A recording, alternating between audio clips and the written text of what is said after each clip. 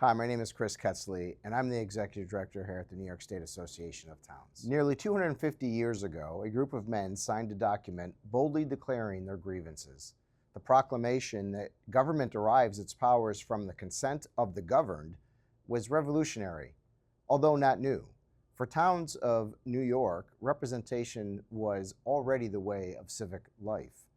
Before there was a United States of America and prior to the Constitution, residents of New York's earliest towns gathered for meetings in taverns and farmhouses to elect supervisors, assign road maintenance, assess taxes, and settle disputes. They governed themselves. The determination that communities are best served by representatives closest to the people is the DNA of the American Republic and a basis for our national history. As we mark the nation's 250th birthday, the history that happened in New York towns is worth noting. Consider the stories from an anthology that the New York State Association of Towns is publishing this month called Foundations of Freedom, celebrating the role New York towns played in our nation's history.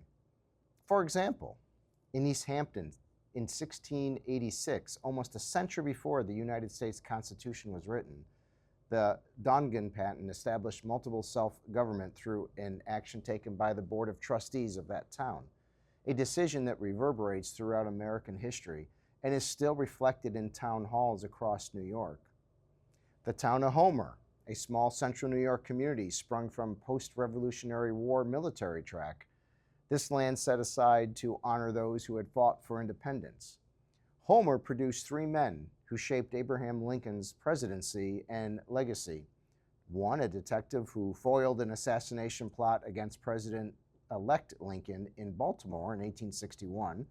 Second, a personal secretary who made the first handwritten copies of the Emancipation Proclamation.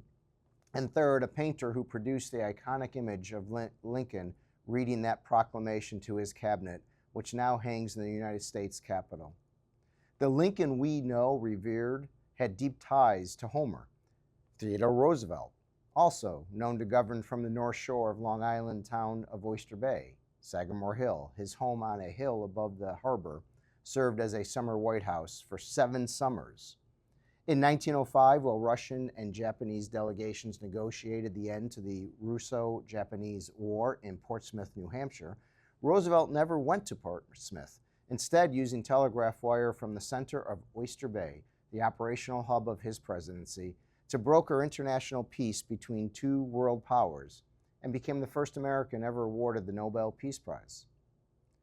4 years earlier, while hiking in the Adirondacks, the town of Newcomb, Roosevelt received news that President McKinley was dying after being shot. Roosevelt descended the mountain in darkness and made his legendary midnight ride through the wilderness to North Creek at a train station, where he boarded a train and went to Buffalo to be sworn in as the 26th President of the United States. New York's towns didn't just produce people to go out and make history.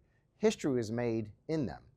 They elected leaders, they built civic institutions, they governed themselves, and they protected our representative government.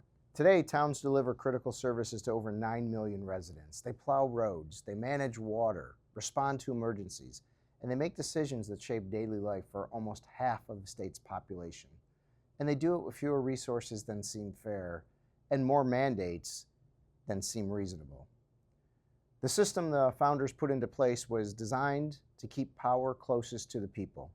Today, New York's 933 towns carry that responsibility forward. By signing on to our NYAOT Bill of Rights, towns across the state are reaffirming our founding principles, protecting home rule, relief from unfunded mandates, and exercising their voices in decisions impacting our hometowns, among others. When New York adopted its Constitution in 1777, it explicitly guaranteed that town clerks, supervisors, assessors, constables, and collectors, who were all previously chosen by the people, would continue to serve in that way. Home rule wasn't a privilege the state granted towns. It was a constitutional right. And now, almost 250 years later, we have a legacy worth defending.